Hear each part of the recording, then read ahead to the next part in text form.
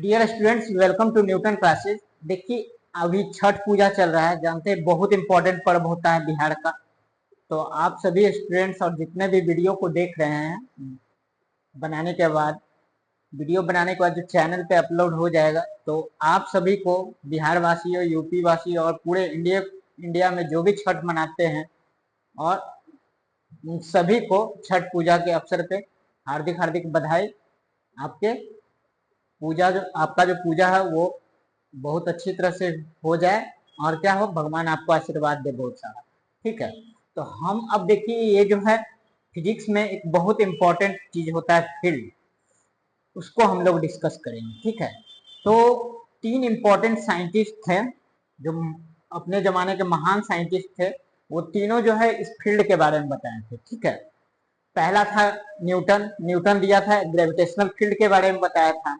उसके बाद फिर देखे हम सब क्या कि कूलम साइंटिस्ट था जो चार्ज के बारे में बताए थे। तो वो बताया था कि इलेक्ट्रिक फील्ड आसपास में होता है चार्ज के। ठीक है, और वो दो लॉ भी दिया था, कूलम फर्स्ट लॉ और कूलम सेकंड लॉ। ठीक है, तो वहां से हम सबको पता चला कि चार्ज के आसपास में भी एक फील्ड होता है। एक साइंटिस्ट आया था ऑस्टर्ड। ऑस्टर्ड बताया था कि एक ओपन वायर में अगर करंट फ्लो होता है तो उसके आसपास में एक फील्ड जनरेट होता है। उसको हम सब कहते हैं क्या, मैग्नेटिक फील्ड। तो ग्रेविटेशनल फील्ड मास के कारण होता है कि कोई ऑब्जेक्ट मैसिव है, अगर मास है, कोई भी ऑब्जेक्ट है तो उसका मास होगा, तो वो मास के आसपास में जो क्या होता है, एक फील्ड जनरेट होता है, उसको कहते हैं ग्रेविटेशनल फील्ड। सेकंड जो है कूलम्स लॉ था, वो कूलम चार्ज साइंटिस्ट था। वो बताया था कि चार्ज है तो चार्ज के आसपास में एक क्या होगा, फील्ड होगा, जिसको हम सब कहेंगे इलेक्ट्रिक फील्ड। और तीसरा जो ऑस्टर्ड बताया था, ठीक है, करंट फ्लो हो रहा है, उसके आसपास में एक मैग्नेटिक फील्ड होगा। ठीक है, वैसे क्या होता है, मैग्नेटिक फील्ड एक मैग्नेट भी होता है, मैग्नेट के आसपास भी क्या होता है, मैग्नेटिक फील्ड होता है। लेकिन हम सब जनरेट करना है वो क्या नेचुरली होता है, मैग्नेट की वो मैग्नेटिक प्रॉपर्टी लेके आता है। ठीक है, उसी लेकिन करंट फ्लो करा के हम आर्टिफिशियली मैग्नेट बना सकते हैं। ठीक है, आसपास एक मैग्नेटिक फील्ड क्रिएट कर सकते हैं। ठीक है, तो ये आर्टिफिशियली मैग्नेट बनाने के लिए हम सब ओपन वायर में करंट फ्लो करेंगे तो आसपास में एक मैग्नेटिक फील्ड जनरेट होता है। और सबसे इंपॉर्टेंट बात है कि तीनों वेक्टर क्वांटिटी होता है और तीनों का डायरेक्शन होता है। ठीक है, तो सबसे पहला है ग्रेविटेशनल फील्ड। तो ग्रेविटेशनल फील्ड जो होता है कोई मास के कारण होता है। ठीक है, क्रिएट हुआ कोई मास के कारण, तो मास के कारण क्रिएट होता है, और ये जो होता है हमेशा टुवार्ड द सेंटर लगता है ग्रेविटेशनल फील्ड। ठीक है, इसका डायरेक्शन क्या होगा, इनवर्ड। ये कोई भी ऑब्जेक्ट को हमेशा अट्रैक्ट करेगा, अट्रैक्टिव इन नेचर होता है। ठीक है, सबसे पहले इसका डायरेक्शन तीनों का जानेंगे, इसके बाद फिर इसका वैल्यू भी निकालने के लिए फॉर्मूला होता है। तीनों एक तरह से एनालॉगस होता है, एक दूसरे से मिलता जुलता है। ठीक है, तो ये तीनों को एक साथ बता रहे हैं ताकि आपको है ना सारा कंफ्यूजन दूर हो जाए। ठीक है, तो पहले मास देखेंगे। तो मास के कारण क्या हो, कोई मास है, पृथ्वी पे कोई भी मास है ना, तो उसके फील्ड में अगर दूसरा कोई भी ऑब्जेक्ट आएगा तो वो क्या करता है, अट्रैक्ट करता है उसको, अट्रैक्टिव इन नेचर होता है। ठीक है, ये सबसे पहले क्या बताया, न्यूटन साइंटिस्ट बताए थे कि कोई भी मास है तो उसके आसपास में एक क्या होगा, फील्ड जनरेट होगा, जिसको हम सब ग्रेविटेशनल फील्ड कहेंगे। उसका अपना इंटेंसिटी होता है, उसको निकालने के लिए फॉर्मूला बताया गया बाद में। तो ये फील्ड जो होगा वेक्टर क्वांटिटी होगा, और इस फील्ड में अगर कोई दूसरा ऑब्जेक्ट इसके संपर्क में आएगा तो वो क्या लगेगा, उस ऑब्जेक्ट को अपनी ओर अट्रैक्ट करेगा, यानी कि ये हमेशा अट्रैक्टिव इन नेचर होगा, ये रिपल्सिव इन नेचर नहीं होगा। Gravitational fields is always in attractive in nature. क्या होता है, अट्रैक्टिव होता है। अगर कोई भी इसके फील्ड में आएगा तो ये इसको अट्रैक्ट करने का कोशिश करेगा, भले उसका वैल्यू कम हो। अगर दो भारी भारी मैसिव क्वांटिटी आ जाए तो उसका फोर्स का वैल्यू बढ़ जाता है और वो वहां पे रिफ्लेक्ट करता है। लेकिन अगर एक छोटा ऑब्जेक्ट लिया जाए और एक बड़ा ऑब्जेक्ट लिया जाए, जैसे पृथ्वी पे क्या है, दो बड़ा बड़ा बिल्डिंग है, तो वो क्यों नहीं एक दूसरे को अट्रैक्ट कर रहा है, क्योंकि पहला मास अब जब फॉर्मूला निकालते हैं उसमें Fg_m1m2/r², उसमें क्या हुआ, पृथ्वी के रिस्पेक्ट में दूसरा मास जो है बहुत छोटा है। ठीक है, तो उस पर जो फोर्स लग रहा है, जो रखा, वो पता नहीं चलता है। ठीक है, कैलकुलेट नहीं। लेकिन अगर दो मैसिव प्लेनेट हो, एक मास हो अर्थ और एक प्लेनेट दूसरा लिए अर्थ और मार्स लिए, तो दोनों क्या लगे, फोर्स लगाता है जो अट्रैक्टिव होता है, जिसके कारण वो सर्कुलर मोशन होता है। सर्कुलर मोशन में देखिए कि जो सेंटीपिटल फोर्स लगता है ना, वो क्या है, ग्रेविटेशनल फोर्स ही होता है, जो क्या करता है, जिसके कारण वो सर्कुलर मोशन को मेंटेन करता है। जो हम जो सेंटीपिटल फोर्स कहते हैं, वो कोई फोर्स होता नहीं असल में, वो किसी के द्वारा प्रोवाइड किया जाता है। ठीक है, तो सर्कुलर मोशन में अगर दो ऑब्जेक्ट अगर सर्कुलर मोशन में घूम रहा है, तो ग्रेविटेशनल फील्ड जो होगा उसको सेंटीपिटल फोर्स प्रोवाइड करता है। ठीक है, उसी तरह अगर टेंशन स्प्रिंग में उसको घुमा रहे हैं, तो उसको घुमा रहे हैं तो वहां पे सेंटीपिटल फोर्स जो लगता है वो किसके द्वारा प्रोवाइड होता है, टेंशन जो आपका स्प्रिंग है उसके द्वारा। लेकिन वो हमेशा याद रखिएगा कि टुवार्ड सेंटर होता है। ठीक है, तो सेंटर की तरफ लगता है ये, यानी ये क्या होगा कि gravitational force is always in attractive in nature, ये किसी ऑब्जेक्ट को इसके फील्ड में आएगा तो अट्रैक्ट करेगा। ठीक है, और इसका वैल्यू क्या होता है, आई, जो ग्रेविटेशनल फील्ड। तो ये देखिए तीनों इंपॉर्टेंट क्या है, फील्ड है फिजिक्स का। पहला क्रिएट होता है मास के द्वारा, दूसरा क्रिएट होता है चार्ज के द्वारा, और तीसरा क्रिएट होता है करंट कैरिंग वायर के द्वारा। ठीक है, तो पहला हम सब बोल रहे हैं कि मास है, तो मास के आसपास में क्या होगा, एक फील्ड जो जनरेट होगा, उसको निकालने का फॉर्मूला होता है minus G M M G M minus G M by R square, जहां पे मास क्या है, एम क्या है, मास ऑफ ऑब्जेक्ट। ठीक है, आर क्या है, डिस्टेंस जहां पे आपको कैलकुलेट करना है। ठीक है, जहां पे आपको फील्ड को कैलकुलेट करना है, मान लीजिए इस पॉइंट पे कैलकुलेट करना है आर डिस्टेंस पे, तो यहाँ पे इंटेंसिटी देखेंगे ग्रेविटेशनल फील्ड का, आई क्या दिखा रहा है, ग्रेविटेशनल फील्ड इंटेंसिटी। तो इसका वैल्यू हमसे निकालना है, तो ये माइनस साइन क्यों दे रहे हैं, क्योंकि ये टुवार्ड्स द सेंटर है, सेंटर की तरफ लग रहा है, इसलिए इसमें माइनस साइन रहता है, माइनस जी एम बटा आर स्क्वायर, क्योंकि सेंटर की तरफ लग रहा है इसलिए माइनस जी एम बटा आर स्क्वायर। ठीक है, अब सेकेंड देखेंगे, तो सेकेंड देखिए आपका चार्ज के द्वारा होता है। ठीक है, कौन साइंटिस्ट बताया, तो कूलम। तो चार्ज के आसपास में एक क्या होगा, फील्ड जनरेट होगा जो आर डिस्टेंस पे, तो इलेक्ट्रिक फील्ड जो होगा इसके द्वारा, अगर पॉजिटिव चार्ज है तो इसका डायरेक्शन बाहर की तरफ होगा इलेक्ट्रिक फील्ड का, अगर यही चार्ज निगेटिव होगा तो इलेक्ट्रिक फील्ड का डायरेक्शन अंदर की तरफ हो जाएगा। यानी ये क्या है, डिपेंड अपॉन चार्ज करता है। अब यहाँ पे देखिए निगेटिव मास का तो कॉन्सेप्ट होता नहीं है, अगर निगेटिव मास का कॉन्सेप्ट, क्योंकि कोई भी मैसिव ऑब्जेक्ट उसका मास होगा, ठीक है, निगेटिव मास तो होता नहीं है। तो याद रखना है कि अगर निगेटिव मास कभी एग्जिस्ट कर जाए, उसे एग्जिस्ट तो करता नहीं है, अगर निगेटिव मास हो जाए तो क्या होगा, डायरेक्शन बाहर की तरफ भी हो जाएगा। ठीक है, लेकिन हम सब कोई भी ऑब्जेक्ट उसका जनरली एक छोटा छोटा, मान लीजिए पेपर भी लिए, छोटा सा पार्ट के लिए, तो उसका भी कुछ ना कुछ मास होता है। ठीक है, तो मास होता है, तो मास के कारण जो होगा वो हमेशा क्या होगा, फील्ड टुवार्ड्स द सेंटर होगा, इसीलिए क्या होता है, माइनस साइन होता है। यहाँ पे क्या होगा, इलेक्ट्रिक फील्ड का डायरेक्शन प्लस टुवार्ड्स आउटवर्ड भी होगा और टुवार्ड इनवर्ड भी होगा। अगर पॉजिटिव चार्ज होगा तो इलेक्ट्रिक फील्ड का डायरेक्शन बाहर की ओर होता है। ठीक है, तो यहाँ पे हमसे देखिए प्लस साइन लिए के क्यू बटा आर स्क्वायर। अगर यहाँ पे माइनस चार्ज हो जाए तो इलेक्ट्रिक फील्ड का डायरेक्शन अंदर की तरफ हो जाएगा, तो आपको साइन क्या, इधर वाले को आप आई कैप दिखाइएगा तो इधर वाले को माइनस आई कैप दिखाएंगे। ठीक है, तो अभी हमसे पॉजिटिव लिए, इसलिए यहाँ पे अगर लिखना है तो आप लिख सकते हैं आर कैप वेक्टर। ठीक है, यानी कि बाहर की तरफ, यूनिट वेक्टर बाहर की तरफ होगा। ठीक है, तो ये समझ में आया कि चार्ज है तो चार्ज के आसपास में एक फील्ड होगा जिसको हम कहेंगे इलेक्ट्रिक फील्ड, और इसका डायरेक्शन क्या होगा, डिपेंड अपॉन द चार्ज। अगर पॉजिटिव चार्ज है तो बाहर की तरफ, अगर माइनस निगेटिव चार्ज है तो टुवार्ड्स द सेंटर हो जाएगा। इस समय क्या होगा, पॉजिटिव चार्ज लिए तो आउटवर्ड डायरेक्शन में होगा। ठीक है, अब हम सब देखेंगे तीसरा। तीसरा क्या होता है, करंट कैरिंग वायर। अगर कोई वायर को हम सब क्या कर दे, ओपन कर दे और उसमें करंट फ्लो करवाएं, जैसे ये वायर है, देखिए वायर है जिसका लेंथ कुछ भी हो, मान लेते हैं कि इनफिनाइट चार्ज वायर है, इसमें करंट फ्लो हो रहा है। इनफिनाइट चार्ज वायर मतलब ये पॉइंट बहुत नजदीक हो जाए तो ये पूरा इनफिनाइट वायर हो जाएगा। जैसे मान लीजिए ऑब्जेक्ट है, ये बहुत क्लोज आ जाए ना इस वायर के, तो वायर इसको बहुत लंबा लगेगा। जैसे इससे दूर जाएंगे तो क्या होगा, ये इनफिनाइट वायर लंबा क्या रहेगा आपका, छोटा लगेगा।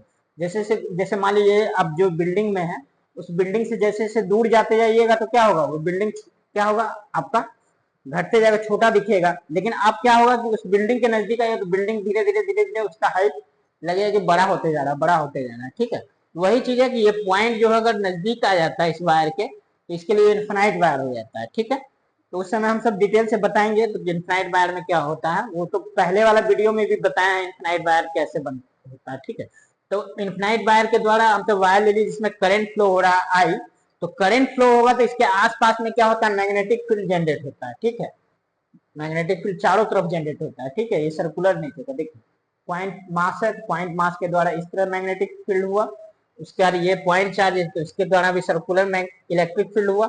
यहाँ पे क्या हुआ कि करंट कैरिंग वायर है जिसका लेंथ इनफाइनाइट लेंथ वायर लिए तो हम सब क्या हो जाएगा, यानी लेंथ क्या है मतलब फाइनाइट भी ले सकते हैं, हम सब बड़ा वायर लिए तो मान लीजिए, तो यहाँ पे क्या होगा आपका आसपास में जो फील्ड क्रिएट होगा वो भी सर्कुलर नेचर का होगा, ठीक है। और इसका क्या होगा डायरेक्शन हमसे कैसे निकालेंगे, राइट हैंड थंब रूल से, ठीक है। करंट अगर ऊपर फ्लो हो रहा है ऊपर डायरेक्शन, तो हम सब क्या करेंगे करंट के डायरेक्शन में अपना थंब रखेंगे और हम सब पाल्म को ऐसे करके मोड़ेंगे तो देखेंगे कि क्या हो रहा है, इस पॉइंट पे है निकालना है ना, ये पॉइंट मान लीजिए, इस पॉइंट पे देखिए तो क्या जा रहा है, हम सबका फिंगर जो है अंदर की तरफ इंडिकेट कर रहा है, इसलिए अंदर का मैग्नेटिक फील्ड क्या हो जाएगा, ये towards the digital board, towards the digital board, तो मतलब क्या हो जाएगा क्रॉस साइन से दिखाते हैं हम सब, क्रॉस को दिखाते हैं, तो मैग्नेटिक फील्ड क्या हो जाएगा इनसाइड। अगर मान लीजिए इसी करंट में करंट कैरिंग वायर में करंट नीचे की तरफ फ्लो करता आई तो क्या हो जाता, अब देखिए अब ये वाला क्या हो जाता, इस पी पॉइंट पे निकालना तो बाहर की तरफ मैग्नेटिक फील्ड हो जाता, ठीक है, क्योंकि वायर करंट नीचे जा रहा है तो ये थंब को आप क्या करेंगे नीचे की तरफ पॉइंट करेंगे और पाल्म को अपना घुमाएंगे तो देखेंगे कि ये क्या फिंगर जो दिखा, फिंगर तो का डायरेक्शन हम सब करंट की तरफ करती है और उसको पाल्म को घुमाए तो क्या हो गया बाहर की तरफ इंडिकेट कर रहा है, तब देखेंगे इस पॉइंट पे क्या हो जाएगा डॉट हो जाएगा, ठीक है। तो यहाँ पे हम सब फिलहाल दिखाए हैं क्या ऊपर की तरफ, तो इस पॉइंट पे कितना हो जाएगा मैग्नेटिक फील्ड क्रॉस हो जाएगा, अंदर होगा तो क्रॉस दिखाते हैं बाहर के लिए डॉट दिखाते हैं, ठीक है। तो यहाँ पे मैग्नेटिक फील्ड क्या हो जाएगा mu naught into I by 2 pi R, ठीक है, समझ में आया। तो ये तीनों देखिए आप क्या कर सकते हैं, तीनों का डायरेक्शन भी समझिए क्योंकि वेक्टर मैग्नीट्यूड भी होता है डायरेक्शन भी होता है, ठीक है, इसीलिए तीनों का कैलकुलेट करने के लिए क्या फॉर्मूला हो गया, पहले वाले की पॉइंट मास है तो माइनस जीएम बटा आर स्क्वायर, दूसरे के लिए क्या है इलेक्ट्रिक फील्ड निकालना है तो क्या फॉर्मूला होता है पॉइंट मास के द्वारा पॉइंट चार्ज के द्वारा, चार्ज क्यू है तो के क्यू बटा आर स्क्वायर, के का वैल्यू हमसे जानते हैं 1/4 इंटू इसका वैल्यू होता है 9 इंटू 10⁻⁹, जी का वैल्यू हम सबको पता है ग्रेविटेशनल कांस्टेंट होता है 6.67 इंटू 10⁻11, ठीक है। और इसका यूनिट क्या होता है बताइए, जी का होता है न्यूटन मीटर स्क्वायर बटा के जी स्क्वायर, ठीक है, इसका क्या होता है न्यूटन न्यूटन हो जाएगा, इसमें क्या हो जाएगा न्यूटन मीटर स्क्वायर बटा कूलम स्क्वायर, और यहाँ पे निकालिएगा तो मैग्नेटिक फील्ड का ऐसा यूनिट टेस्ला होता है तो टेस्ला हो जाएगा, ठीक है। तीनों का यूनिट भी समझ गए, तीनों को निकालने का फॉर्मूला भी समझ गए, और क्या हो गया आपका ये तीनों देखिए एनालॉगस है, इसमें क्या है कि जैसे जैसे आप देखिए तीनों में एक चीज कॉमन है कि जैसे जैसे इस मास से दूर जाएंगे तो फील्ड घटते जाएगा, फील्ड घटते जाएगा, और आर का वैल्यू बहुत ज्यादा हो जाए, आर का वैल्यू बहुत ज्यादा हो जाए तो इंटेंसिटी क्या होता है आर का वैल्यू बढ़ेगा तो आई क्या हो जाएगा घट जाएगा, यहाँ पे भी देखिए आर का वैल्यू बहुत बढ़ जाए तो क्या हो जाएगा इलेक्ट्रिक फील्ड जीरो हो जाएगा, और यहाँ भी आर का वैल्यू बहुत बढ़ जाए यानी कि पॉइंट बहुत दूर चला जाए तो मैग्नेटिक फील्ड क्या हो जाएगा ये भी घट जाएगा जीरो हो जाएगा। तो यानी कि तीनों केस में अगर आर जो होगा टेंड्स टू इन्फिनाइट होगा, आर तीनों केस में अगर टेंड्स टू इन्फिनाइट हो जाए तो मैग्नेटिक फील्ड का वैल्यू भी जीरो होगा, इलेक्ट्रिक फील्ड का भी वैल्यू जीरो हो जाएगा, और ये क्या है ग्रेविटेशनल फील्ड तीनों का वैल्यू जीरो हो जाएगा। क्यों, क्योंकि सिंपल सा बात है ना कि पॉइंट के जहां भी फील्ड बन रहा है उसके आसपास में तो ज्यादा फील्ड काम करेगा ना, क्योंकि उसका पावर जो होगा आसपास में ज्यादा होगा, जैसे जैसे उससे दूर जाते जाइएगा तो वहां का फील्ड का वैल्यू घटते जाएगा, और बहुत दूर चले जाइएगा तो वहां पे क्या होगा इन्फिनाइट मतलब क्या होता है बहुत दूर चलेगा, तो ये वहां पे चलेगा तो इसका पावर खत्म हो जाएगा, तो वो एक के केस में नहीं तीनों के केस में होगा, इसीलिए देखिए तीनों में क्या है आर जैसे जैसे बढ़ेगा तो उसका पावर धीरे धीरे घटेगा, वही हो रहा है कि तीनों केस में, है ना, समझ में आया। अब देखिए ये एनालॉगस जैसा लग रहा होगा आपको, है ना, इसीलिए हम तीनों को एक साथ लिए, ठीक है। अब आगे देखिए हम तो देखते हैं कुछ और, अब रिंग के द्वारा हम बताए थे तो रिंग के द्वारा देखिए तीनों का हम किए हैं एक साथ, ठीक है, ऐसा कोई टीचर बताता नहीं है, देखिए तीनों को एक साथ हम बताएं, ठीक है। तो सबसे पहले देखिए आप electric field due two point charge देखेंगे, पॉइंट चार्ज के द्वारा देखिए क्या होता है फॉर्मूला के क्यू बटा आर स्क्वायर, के का वैल्यू क्या होता है 1/4 9 इंटू 10⁻⁹, और यूनिट क्या होता है न्यूटन मीटर स्क्वायर पर बाई कूलम स्क्वायर। सेकेंड देखेंगे तो अभी हम सब बताएं कि ये क्या होता है अगर पॉजिटिव चार्ज लिया तो इसका डायरेक्शन जानते हैं हमसे क्या हो जाएगा बाहर की तरफ, तो आर कैप लिख सकते हैं, पॉजिटिव चार्ज मान लीजिए तो इसका क्या होगा डायरेक्शन बाहर की तरफ, अगर ये नेगेटिव चार्ज होता तो टुवार्ड्स द सेंटर हो जाता है, यानी इसका डायरेक्शन दोनों हो सकता है, बाहर की तरफ भी अंदर की तरफ भी। इसका डायरेक्शन हमेशा क्या होगा, अंदर की तरफ। Gravitational force, gravitational field always क्या होता है, टुवार्ड्स द सेंटर लगता है, ठीक है, यानी इनवर्ड डायरेक्शन में लगेगा, ठीक है। ये क्या लिखेंगे, माइनस, इसीलिए इसमें लगाया जाता है माइनस जीएम बटा आर स्क्वायर, ठीक है। तो देखिए एनालॉगस है, यहाँ पॉइंट चार्ज के द्वारा निकाले तो के क्यू बटा आर स्क्वायर, पॉइंट मास के द्वारा निकाले तो माइनस जीएम बटा आर स्क्वायर, जहाँ एम इसका मास है, क्यू की जगह यहाँ पे क्या हो जा रहा है, एम आ जा रहा है, के की जगह जी आ जा रहा है, ठीक है। यहाँ पे क्या क्या एनालॉगस है, चार्ज की जगह क्या आ जा रहा है, मास आ जा रहा है, चार्ज की जगह क्या हो जा रहा है, मास आ जा रहा है ना, चार्ज की जगह मास आ जा रहा है। आर तो आर रहेगा ही, डिस्टेंस मान लीजिए, डिस्टेंस तो आर ले सकते हैं, आर आर दोनों में आर स्क्वायर स्क्वायर। उसके बाद इसमें क्या है, उसमें के है, के का वैल्यू 1/4 होता है ना, और ये जी है ग्रेविटेशनल कांस्टेंट। जी का वैल्यू तो आपको पता है ना, क्या होता है 6.67 इंटू 10⁻11, और इसका यूनिट क्या होता है, न्यूटन मीटर स्क्वायर बटा कूलम्ब स्क्वायर, ठीक है। तीसरा देखेंगे magnetic field due to wire, तो देख लिए थे, ठीक है। वायर के द्वारा अगर है तो वायर के द्वारा किसी पॉइंट पे निकालना है तो इनफाइनाइट चार्ज वायर के द्वारा क्या होता है, mu naught into I by 2 pi R, वो बताएं। अब देखिए अगर magnetic field due to magnet है तो ये मोनोपोल हो जाएगा, एक पोल के द्वारा हमसे निकाल रहे हैं, तो मैग्नेटिक फील्ड स्ट्रेंथ जो होता है ना पोल का, वो एम लेते हैं, ठीक है। इसका यूनिट क्या होता है, एम्पियर मीटर, ठीक है। आगे पढ़ेंगे, पढ़िएगा तो क्या होता है, एम्पियर इंटू मीटर स्क्वायर, ठीक है। इसका एम बराबर पढ़िएगा तो क्या होता है, आई इंटू ए, आई हो गया एम्पियर, और ए जो होता है एरिया हो गया, एरिया पोल का, तो कितना होता है इसका unit, ampere into metre square. ये मैग्नेटिक क्या है, अगर नंबर ऑफ टर्म्स एन ले ले तो एन आई ए हो जाएगा नंबर ऑफ टर्म्स। तो यहाँ पे देखिए क्या होता है, एम्पियर इंटू मीटर स्क्वायर, यानी कि इसका पोल का स्ट्रेंथ निकालना है तो एम इक्वल टू एन आई ए होता है, ठीक है। तो इस एक पोल के द्वारा, ये मान लीजिए कि नॉर्थ लेंगे और ये साउथ लेंगे, तो नॉर्थ पोल को अगर पॉजिटिव लेंगे ये क्या होता है, एक डायपोल जैसा बिहेव करता है, ठीक है। ये एक पोल के द्वारा अगर मैग्नेटिक फील्ड निकालना है तो यहाँ जैसे के होता था तो यहाँ पे म्यू नॉट बाई 4 पाई होता है, इसका वैल्यू कितना होता है 10⁻⁻⁷, ठीक है।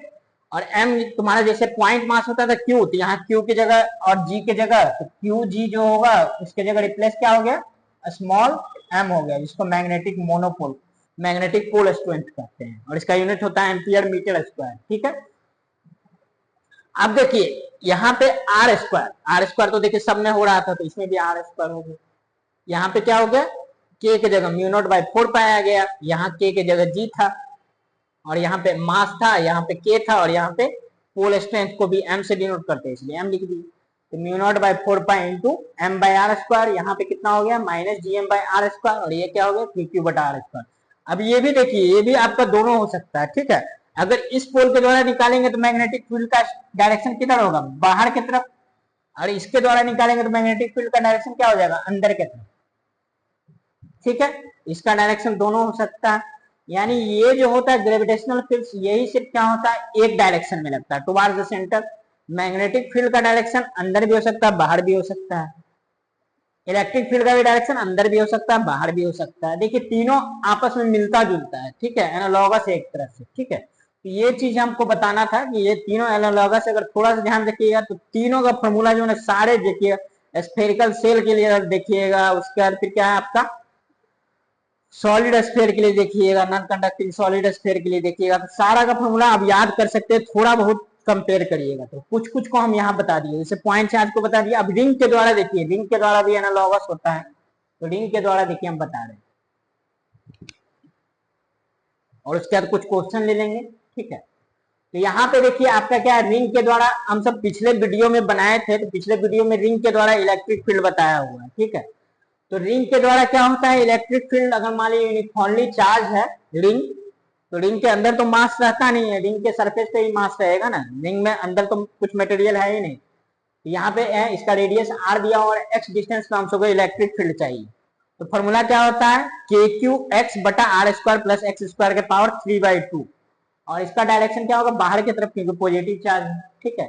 ये हो गया।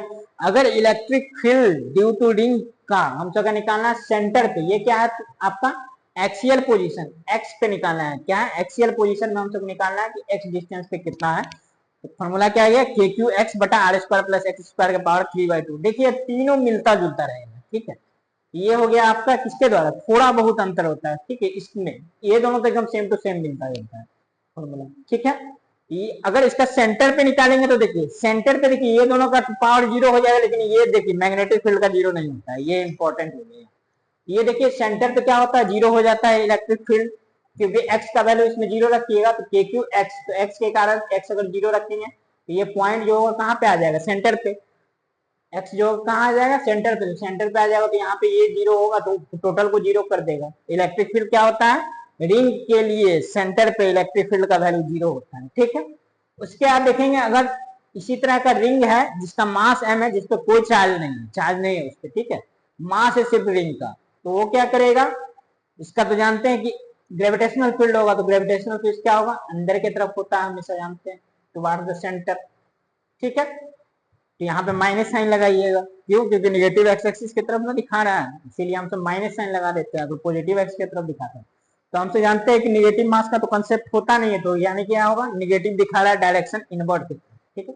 रीडिंग के द्वारा देखिए क्या करना है, बस के की जगह जी रखना है, क्यू की जगह एम रखना है, और आर एक्स तो वही है, उसका भी रेडियस आर था, एक डिस्टेंस पे निकालना था, तो वही फॉर्मूला हो गया क्या, माइनस जी एम एक्स बटा R square plus X square के पावर 3/2। अगर आपका सेंटर पे निकालना है तो एक्स का वैल्यू हम तो 0 रखेंगे, तो हम सबका सेंटर पे आ जाएगा।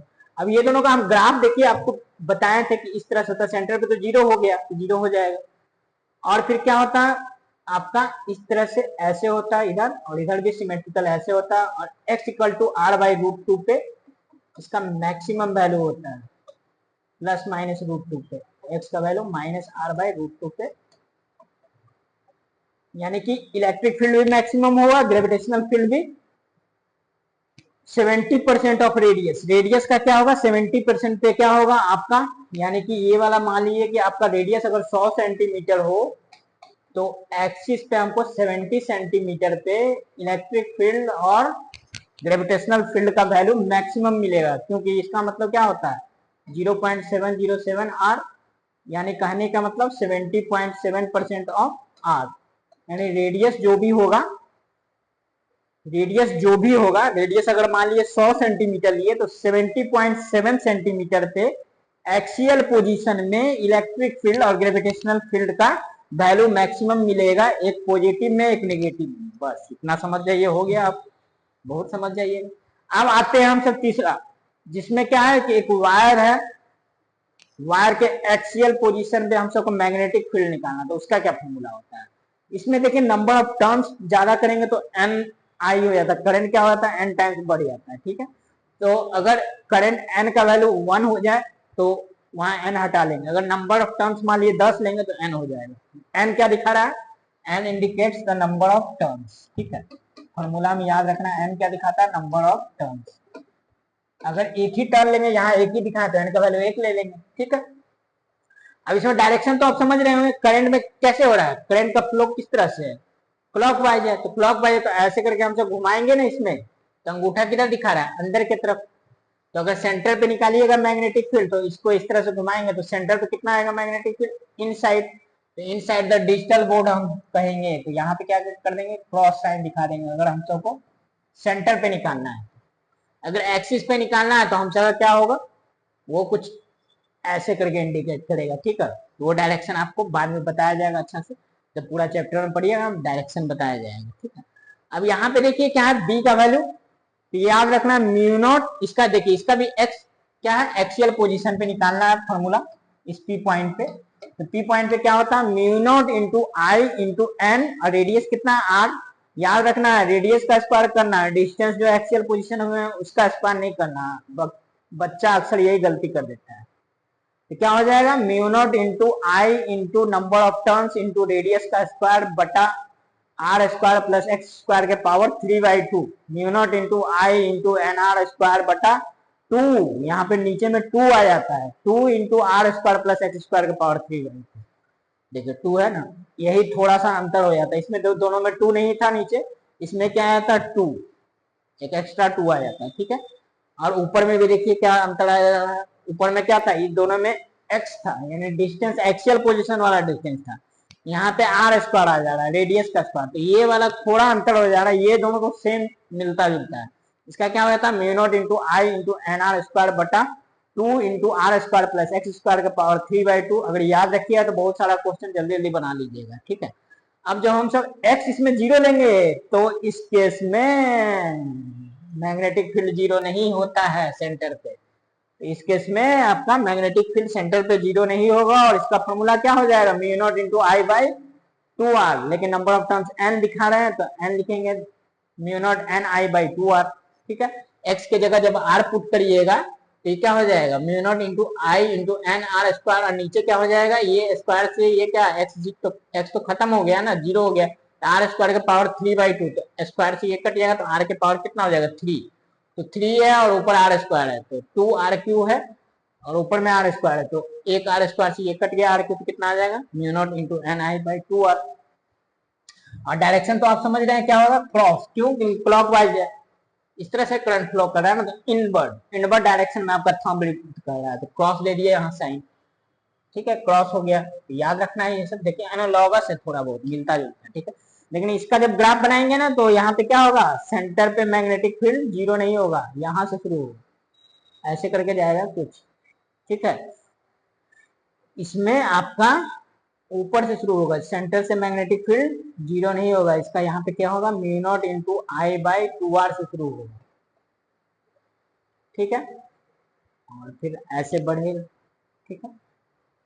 आपको ध्यान देना है, यही थोड़ा बहुत अंतर है, ये दोनों तो मिलता जुलता है। आगे देखते हैं हम सब आर्क भी कुछ कुछ मिलता जुलता है, तो आर्क भी देख लेते हैं हम सब। इलेक्ट्रिक फील्ड और मैग्नेटिक फील्ड सिर्फ देखते हैं, ठीक है। तो electric field due to arc क्या होता है, तो कंसंट्रेशन से याद करिए क्या बताए थे आपको, पिछला क्लास का वीडियो में देखिएगा, बताया हुआ electric field due to arc क्या होता है। इस तरह से आर्क दिया हुआ है, ये आर्क जो एंगल थीटा बना रहा है, आर रेडियस है, तो क्या होता था, इसका क्या कहते थे हम सब, ये यहाँ पे लैम्डा दिया हुआ था, लैम्डा हो गया कहते हैं हम सब लीनियर चार्ज डिस्ट्रीब्यूशन। अगर चार्ज जो है लिनियरली लेंथ पे डिस्ट्रीब्यूट होगा तो लैम्डा बराबर क्या होता है, Q/L, इसको कहते हैं हम सब क्या, लीनियर चार्ज डिस्ट्रीब्यूशन। सिग्मा को कहते हैं सरफेस चार्ज डिस्ट्रीब्यूशन, जब एरिया पे चार्ज हो। और तीसरा क्या होता है, क्यूब, हम सब रूम में अगर चार्ज डिस्ट्रीब्यूट हो जाए तो वो क्या हो जाएगा, वॉल्यूम चार्ज डिस्ट्रीब्यूशन हो जाएगा, तो वहां हम सब रो यूज करते हैं। तो ये बताए थे कि अगर आपका आर्क है, आर्क पे यूनिफॉर्मली चार्ज डिस्ट्रीब्यूट है, लैम्डा आपका पता है, तो क्या फॉर्मूला होता है, 2k lambda by r into sine theta by 2। अगर यहाँ पे ये O है, ठीक है, अगर टोटल आपका सर्किल अगर गोल हो जाए, यानी पूरा अगर सर्कुलर ये क्या हो जाए, रिंग हो जाए, तो उस केस में बताया थीटा का वैल्यू कितना ले लेंगे, 360, तो यहाँ पे साइन 360/2 करिएगा तो 180, तो सेंटर पे इलेक्ट्रिक फील्ड का वैल्यू कितना हो जाता है, आर के द्वारा 0, क्योंकि साइन 180 का वैल्यू 0 होता है। ये आपको याद रखना है कि सेंटर पे आर के द्वारा अगर यूनिफॉर्मली चार्ज है आर्क तो क्या होता है, 0। अब हमसे देखेंगे magnetic field due to arc, तो ये क्या है, इसमें करंट इस तरफ फ्लो हो रहा है, तो ऐसे घुमाएंगे हाथ फिर करंट के डायरेक्शन में, तो थंब किधर इंडिकेट कर रहा है, इनवर्ड, यहाँ क्या हो जाएगा, क्रॉस। सबसे पहले डायरेक्शन देख लेना है, ठीक है। इसका फॉर्मूला क्या होता है, तो सेंटर पे क्या बताया था, mu naught into I by 2r। अब सर्किल जो है, अब यहाँ भी याद रखने का तरीका भी है, बहुत सिंपल सा है, क्या, अगर पूरा सर्किल होता तो कितना 360 एंगल होता था, तो ये तो थीटा ही ना हुआ, पूरा सर्किल अगर रहता सर्कुलर आर्क तो फॉर्मूला क्या था, mu naught into I by 2r, ठीक है।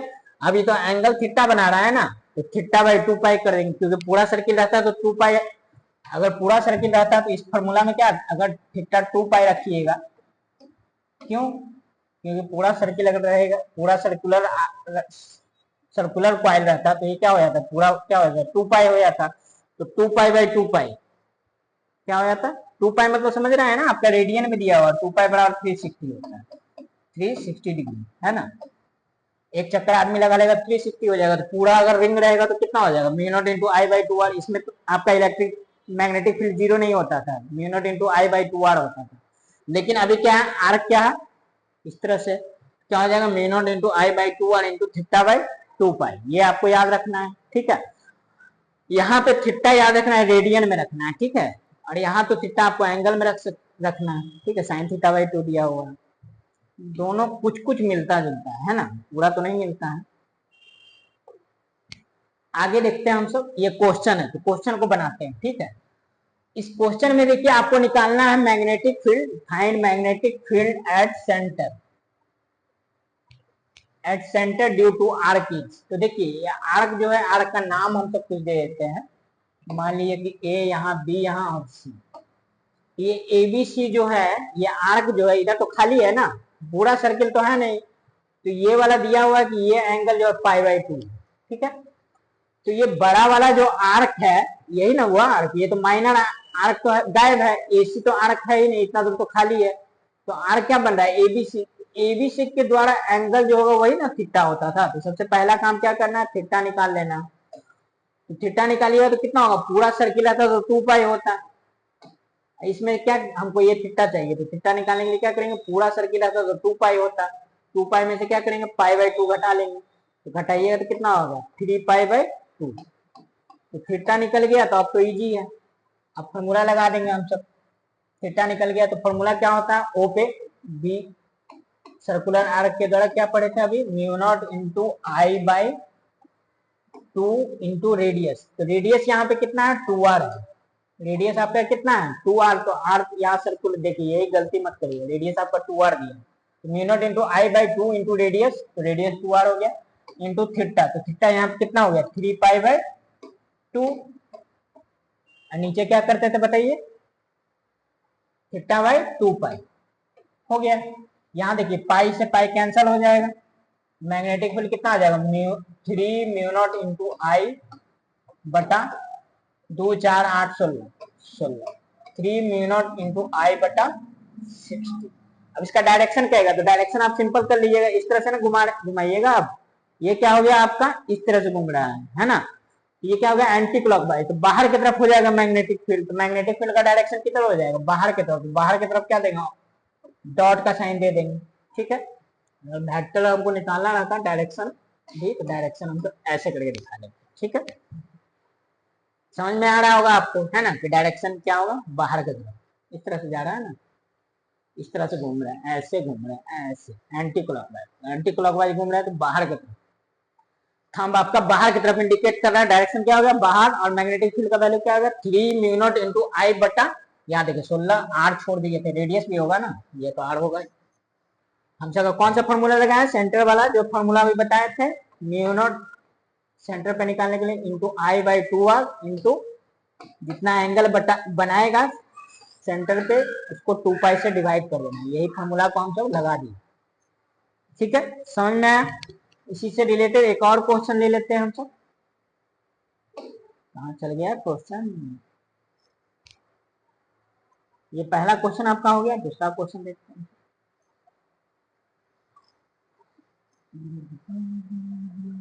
ये देखिए, ये भी अच्छा क्वेश्चन है, इससे आपका कंसेप्ट हो जाएगा। देखिए इसमें कह रहा है मैग्नेटिक फील्ड निकालना, फिर से find magnetic field, magnetic field at centre O पे निकालना। अब यहाँ पे देखिए, यहाँ पे दो आर्क दिया हुआ है ना, पहला आर्क इस तरह से है ना, फिगर को, अच्छा दूसरा आर्क कैसा है, ऐसे है, ठीक है। तो यहाँ पे देखिए ये वाला क्या है, क्वार्टर चार्ज हो गया, क्वार्टर आपका रिंग हो गया है ना। और ये वाला क्या है, 3/4 रिंग हो गया। ये क्या है, टोटल 360 बनेगा। तो ये वाला जो बना रहा है कितना, π/2 हो गया एंगल। और ये वाला एंगल कितना बना रहा है बताइए, ये आपका π/2 होगा, तो ये वाला पूरा कितना हो जाएगा, 3π/2 हो जाएगा ना। क्योंकि इसमें क्या है, 90 हुआ, 270 हुआ है ना, 270 नहीं, पूरा 360 बन रहा है ना। पूरा 360 में से π/2 घटा लीजिए, कितना हो जाएगा, 3π/2। तो ये वाला पार्ट तो हो गया 3π/2, और ये वाला कितना हो गया, π/2। तो थीटा दोनों का आपको पता चल गया। अब इसमें दो पार्ट है तो दोनों के द्वारा निकालेंगे। अब डायरेक्शन देखेंगे किस तरह से है। अगर डायरेक्शन अपोजिट आएगा सेंटर पे तो एक प्लस लेंगे, दूसरा माइनस हो जाएगा, ठीक है। अगर दोनों का डायरेक्शन सेम होगा तो क्या, दोनों को ऐड कर देंगे, है ना। तो सबसे पहले हम तो मान लीजिए कि इसको हम क्या कहते हैं, फर्स्ट पार्ट। ये क्या, फर्स्ट पार्ट, और ये वाला क्या, सेकंड पार्ट। तो हम सब पहला आर्क के द्वारा निकालते हैं। Magnetic field B due to bigger arc, बड़े वाले आर्क के द्वारा निकालना है। तो बड़े वाले आर्क में देखिए, इसका बड़ा वाला आर्क का रेडियस क्या है, ए दिया हुआ है, ठीक है। तो हम सब मैग्नेटिक फील्ड निकालेंगे तो क्या लिखेंगे बताइए, म्यू नॉट इंटू आई बटा 2a, रेडियस क्या है, ए है ना, 2a इंटू एंगल बताइए कितना लिखेंगे, ये कितना एंगल बना है 3π/2, फिर वही कंसेप्ट से पूरा 2π है, इसमें π/2 घटा लिए तो कितना हो जाएगा 3π/2, 270 होगा ना, ये 270 है, ये 90, तो 270 मतलब 3 गुने π/2। बताए थे एंगल को हमेशा रेडियन में रखेंगे, तो 270 मतलब 3π/2 और डिवाइड कितना कर देंगे 2π। ये फिर देखिए पाई से पाई कट गया, इसका कितना आ जाएगा बताइए 3 म्यू नॉट इंटू आई बटा 248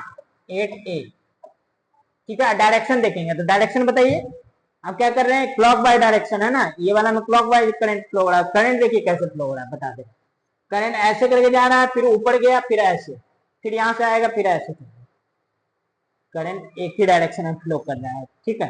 तो दोनों के द्वारा इन्वर्ट हो जाएगा, देखिए कैसे। इसको क्या कर दिया हम सब, करंट के डायरेक्शन में घुमाए अपना पाल्म को, तो ये क्या दिखा रहा है, अंदर दिखा रहा है ना, मैग्नेटिक फील्ड का डायरेक्शन। थंब क्या दिखा रहा है, अंदर की तरफ क्या हो जाएगा, तो इन्वर्ट द डिजिटल बोर्ड, यानी क्या हो जाएगा क्रॉस साइन, ठीक है। अब अगला देखेंगे ड्यू टू माइनर आर्क, ठीक है, view magnetic field B due to minor arc. Minor arc मतलब छोटा सा आर्क जो दिया हुआ, तो इसके द्वारा निकालेंगे तो इसको हम सब मान लेते हैं ना, ये B1 मान लेते हैं, ठीक है, बी पहला मैग्नेटिक फील्ड, इसको B2 मान लेते हैं, ठीक है। B2 कितना हो जाएगा बताइए, तो दूसरे वाला आर्क का देखिए रेडियस आपको कितना दिया हुआ है b, क्योंकि इसका डिस्टेंस यहां से यहां तक है, ये पूरा डिस्टेंस आपका b है, यही आपका क्या हो जाएगा रेडियस हो जाएगा। ये क्या बड़ा वाला, ये वाला सर्किल क्या है, बाहर से बन रहा है इसका रेडियस, ठीक है, बी है इसका, तो क्या हो जाएगा आपका, इसका लिखेंगे तो बताइए mu naught into I by 2b into π/2 into by 2π। अब इसको कैंसिल कर दिए, पाई से पाई गया, तो हम सब कितना आ जाएगा म्यू नॉट इंटू आई बटा 248, ये भी 8b हो जाएगा, और डायरेक्शन इसका भी कितना होगा, क्रॉस ही होगा, क्यों, क्योंकि देख लीजिए करंट का डायरेक्शन फिर इधर ऊपर से नीचे आ रहा है ना छोटे वाले आर्क में, फिर अंदर की तरफ होगा, तो सेंटर पे अगर नेट मैग्नेटिक फील्ड देखें तो दोनों के द्वारा क्रॉस होगा, दोनों को जोड़ दिए, बी नेट निकालना तो क्या हो जाएगा, दोनों का डायरेक्शन एक ही है अंदर की तरफ, तो दोनों को जोड़ लेंगे, तो यहाँ पे क्या हो जाएगा mu naught into I by 8, इतना दूर तो कॉमन हो जाएगा, देखिए mu naught into I by 8 तो दोनों में, अब उसमें क्या हो जाएगा बताइए 3/a हो जाएगा, और इसमें कितना हो जाएगा बताइए 1/b हो जाएगा, और इसका साइन क्या लिख दें क्रॉस, ये आपका इतना टेस्ला हो जाएगा। मैग्नेटिक फील्ड का यूनिट क्या होता है, टेस्ला। यही आपका आंसर हो गया। आंसर में आपका तीनों चीज हो गया, तो इसलिए वेक्टर साइन भी दे सकते हैं, आपको डायरेक्शन भी पता चल गया, मैग्नीट्यूड भी पता चल गया, और यूनिट भी पता चल गया। मैग्नेटिक फील्ड का ऐसा यूनिट क्या होता है, टेस्ला, ये तो आपको याद ही रखना है। तो देखिए हम दो क्वेश्चन देख लिए, इससे आपका क्या होगा, आर्क वाला का कंसेप्ट हो गया होगा क्लियर। अब आप सब क्वेश्चन लेके बहुत सारा बनाइएगा जेईई मेंस नीट का, ठीक है, जितना भी क्वेश्चन होगा सब क्लियर हो जाएगा। आप देखिए लास्ट हमसे देख रहे हैं ना, इसमें भी थोड़ा थोड़ा एनालॉगिसिटी देखा गया है, ठीक है, मैग्नेटिक फील्ड और electric field due to finite length wire, ठीक है, या इनफाइनाइट लेंथ वायर, दोनों का देखेंगे।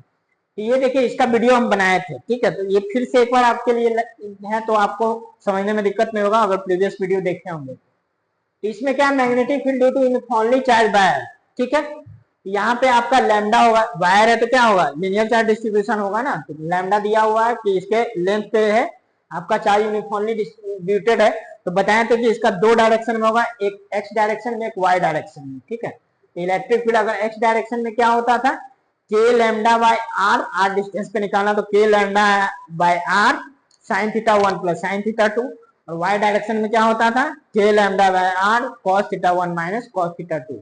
अगर इनफिनाइट चार्ज बाहर हो तो क्या बोले थे, ये पॉइंट बहुत नजदीक आ जाएगा, तो थीटा 1 थीटा 2 क्या हो जाता है 90 डिग्री हो जाता है, तो उस केस में क्या हो जाता है 2 के लैम्डा बाय थीटा 1 थीटा 2, इसमें जब पुट करिएगा 90 डिग्री तो ये 2 हो जाएगा, साइन 90 साइन 90 कितना हो जाएगा 112 हो जाएगा। टू के लैम्डा बाई आर, और वाई डायरेक्शन में क्या हो जाएगा, मैग्नेटिक फील्ड का वैल्यू जीरो हो जाएगा, क्योंकि cos 90 भी जीरो और cos 90 जीरो, तो जीरो माइनस जीरो जीरो, तो जीरो जीरो मतलब खत्म कहानी। तो यानी क्या होगा, अगर इनफाइनाइट चार्ज बाहर हो तो टू के लैम्डा बाई आर हो जाता है। ठीक है, अब यहाँ पे देखते हैं magnetic field due to finite state wire having current I, current इसमें फ्लो होगा तभी मैग्नेटिक फील्ड जनरेट होगा और स्टड इफेक्ट से। तो यहाँ से हम तो कहेंगे कि ये वाला एंगल बनाना है φ1 φ2, आर डिस्टेंस पे निकालना है। तो इसका क्या होता है, इनफाइनाइट चार्ज बाहर का, देखिए एनालॉगसिटी कितना आसानी से याद रहेगा। के की जगह यहाँ पे रखते हैं क्या, म्यू नॉट बाई 4 पाई।